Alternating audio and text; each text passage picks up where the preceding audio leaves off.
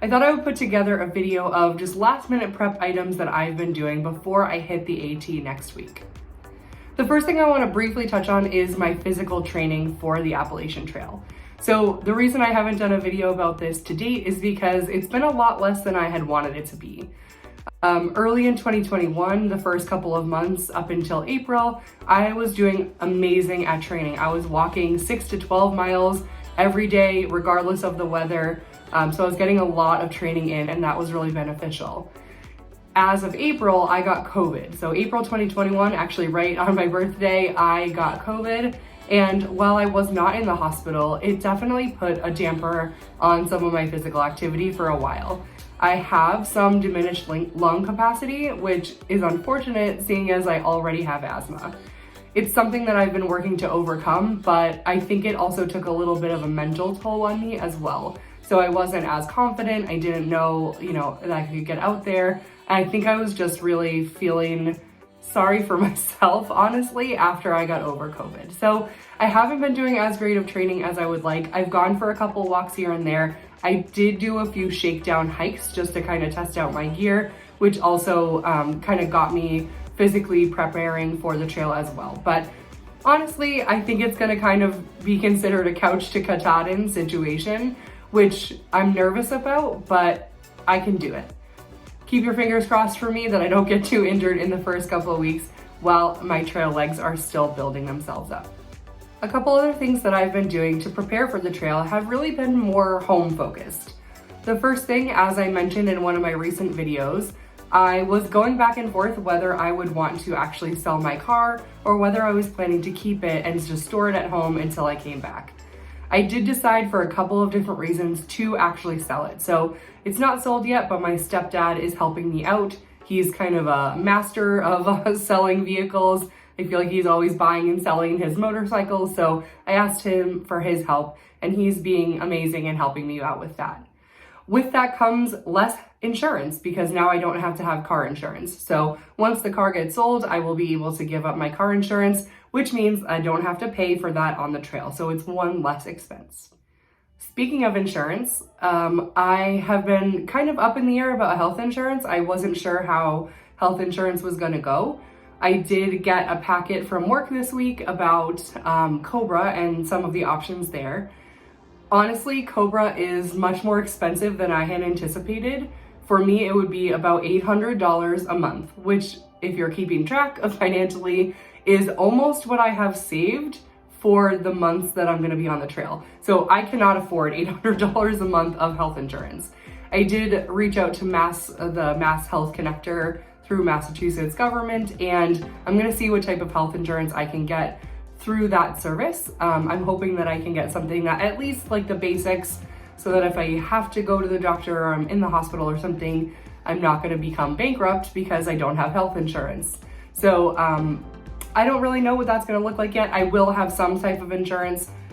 Something that may not be on the top of everybody's mind, but was still important for me to think about as I was getting ready for the trail was estate planning. So whilst I am sure that I'm gonna be fine and I don't anticipate getting eaten by a bear or falling down a cliff, there is always that, 0.001% chance that something bad will happen to me, and I will need my family to be protected, taken care of, and know what to do in the event that something bad does happen.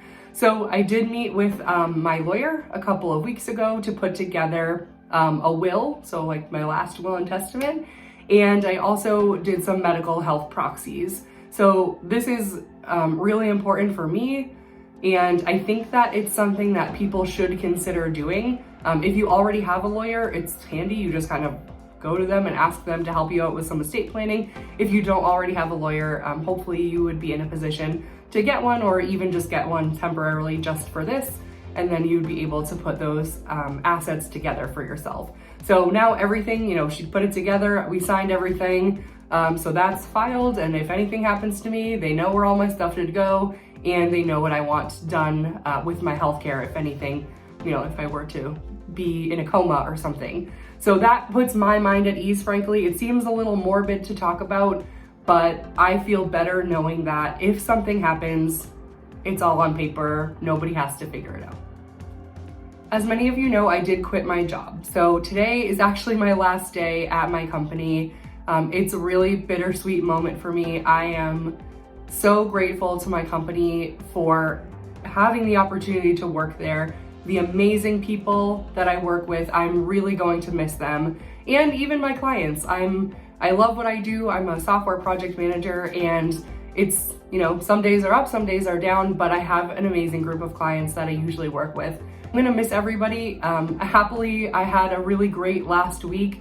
I had some calls, I had some downtime, some more downtime than I normally do. So I felt like I was really able to wrap stuff up. And I had an offsite with my team actually yesterday. So it was amazing. We got together as a team actually for the first time since COVID as an entire team. And it was lovely to see everybody and lovely to have the chance to say goodbye. So that's maybe not my prep thing, but I feel like emotionally, I felt a little better being able to say goodbye to everybody in person. So I'll miss you, team. I'll miss you, clients. Not professionally, but socially, I've also been really busy saying goodbye to people. So a lot of my friends and family are lovely people, and wanted to make sure that I said goodbye to them before I left for Amicalola Falls next week. So actually over the last couple of weeks, I've been super busy. I've had a lot of plans. I've been going out for a lot of beers and to restaurants with some of my friends and family. So I'm so grateful to all of them for kind of seeing me off in style, showing their support for me. I've been getting texts, I've been getting calls. So if anyone else is going out on the trail this year, I can only hope that you have a support system as amazing as mine. So I'm super busy, but I'm also really happy to be saying goodbye to all of those people. Last thing to talk about is a little bit of last minute gear prep.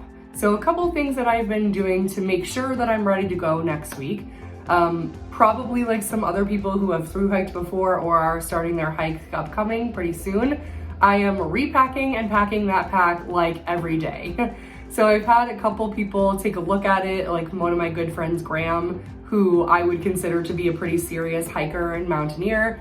He's an amazing friend, and he took the chance to actually drive all the way down here from Portland, Maine to Massachusetts for a couple reasons, but while he was here, he took a look at my pack and gave me some suggestions, which I plan to take most of. So that was a great kind of in-person shakedown, but not on the trail, but it was great for him to be able to give me some advice. So I'm taking a couple things out of my pack. I'll put together a video of my final pack strategy so everyone can see it, and some of his suggestions will be accounted for in there.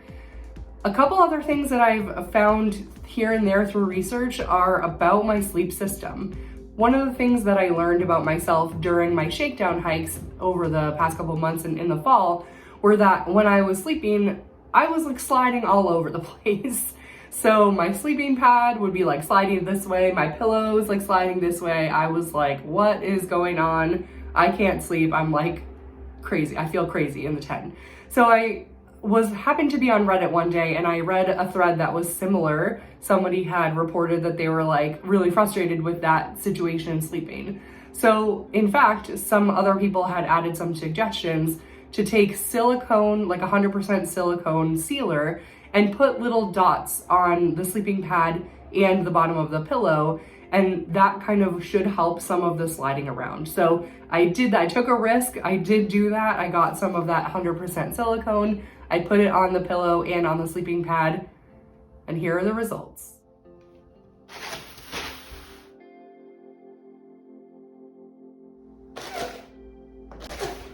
I finally figured out my food situation, or as much as I'm gonna figure out before I leave for the trail. I decided to kind of stop stressing about it and just figure out what I wanted to do for the first week. So I put my first week of food together, and I'll show you that in that future video of the full pack build. So you'll have that, and you'll be able to see what I chose to bring. The last thing is actually related to clothes. I did figure out the list of things that I want to bring, and I know what I'm gonna be wearing and what I'm gonna be kind of sleeping in, things like that. So that is all set, which also makes me feel a lot better, kind of having made the decisions. For example, I had multiple rain jackets and multiple puffies, and I was really having a hard time figuring out which one I would want to bring. But I kind of went back to myself and said, here is the list of criteria that you really wanted for each one of these. Which of the jackets matches this the best? And so I finally made some of those decisions. So keep an eye out for that list as well in that bigger video. The last thing as it relates to clothes though is treating them. So if anybody else has done this, this is permethrin. So what this is, if you're not in the know, is something that you spray on your clothes or you treat your clothes with to basically help with insect repelling. So it's, in my opinion, I'm doing it for the ticks that might be out on the trail.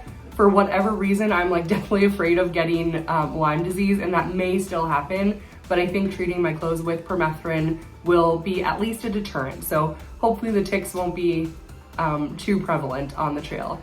So I have to spray them down. This one is a spray version that I'm gonna spray my clothes down. You have to spray them and then like get them wet and then let them dry completely. So I think I'll probably do that like in the shower or something. So I'll spray those and then leave them alone for a while to let them dry. Something that I did consider that I know a lot of folks have done in the past is sending my clothes out to Insect Shield. It's a company that does like professional insect repelling treatments for your clothes.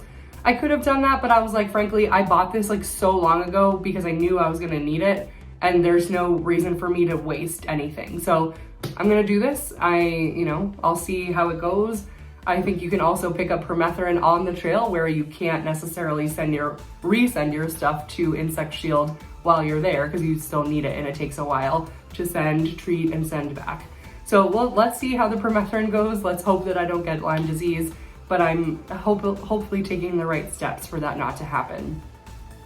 I am only spraying the clothes that I will be wearing normally. I decided that I don't think I'm gonna spray the clothes that I sleep in. This is basically pure chemicals, so it's gonna be new for me to walk around all day with like something treated in chemicals, I guess, up against my skin. I'm sure the argument could be made that like your clothes have chemicals in them normally, but it's like mentally different for me, so I didn't want to sleep in clothes treated with permethrin. So I'll just be kind of spraying the outer layers and hoping that that works out. I think that's it. I think that's really the list of the items, kind of big or small, that I've been doing to finalize my prep for the AT in the last couple of weeks here. I think the last thing, as you can probably hear, I've been a little bit sick, and I'm really hoping to get over the final hump of that to make sure that I have like less of a stuffy nose and a little bit less chest congestion when I go out next week. So still have a couple days for that to happen. I'm feeling pretty good. I hope that it will go away completely, and wish me luck.